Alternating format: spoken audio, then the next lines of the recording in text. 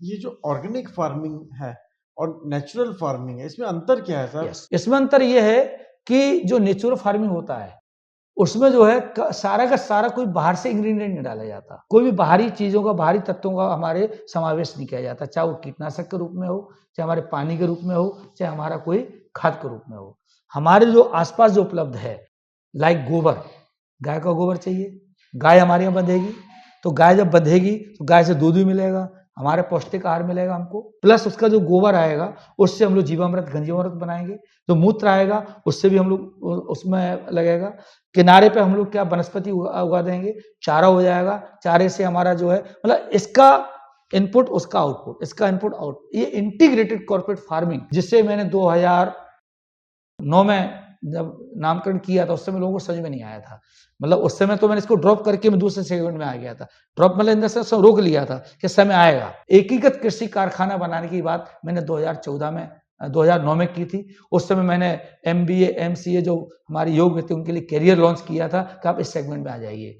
तो वो समय तो शायद उस समय नहीं आ पाए थे, लेकिन आज हमारे सामने नेचुरल फार्मिंग के माध्यम से, जो आपका प्रश्न था कि नेचुरल फार्मिंग में और ऑर्गेनिक फार्मिंग में अंतर क्या है, तो ऑर्गेनिक फार्मिंग हम लोग फिर भी केंचुआ, ये जो सारी चीजें आती है बाहर से चीजों का हम लोग इस्तेमाल करते हैं, लेकिन नेचुरल में यह कुछ नहीं है कि हमारी जो घास होती है, घास से आच्छादन करना है, पूरे खेत का पानी हमारी गड्ढा बना देंगे, वहां पे पानी इकट्ठा हो जाएगा, उससे वापसा वाला नमी मिलती रहेगी, और हमारा जो घर का वेस्टेज आता है और हमारे गाय के गोबर ओवर से उससे पूरा हमारा खाद बनकर तैयार हो जाएगी।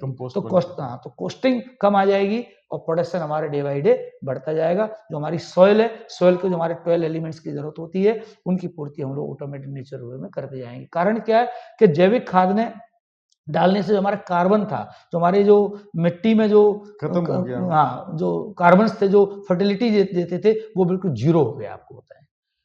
और ये भी सही है, जहर को मारने के लिए जहर, यदि कोई जहर किसी को सर्प ने खा लिया है तो उसको जो इंजेक्शन दिया जाएगा मेडिसिन में, तो जहर के दिया जाता है।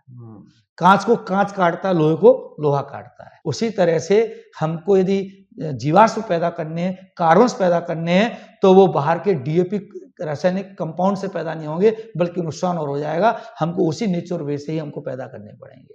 तो ये सारे नेचुरल हमारे कंपोनेंट है, उसी से हम लोग जो है हमारी जीवाश्म को बढ़ाएंगे, मिट्टी की उर्वरक शक्ति को बढ़ाएंगे। तो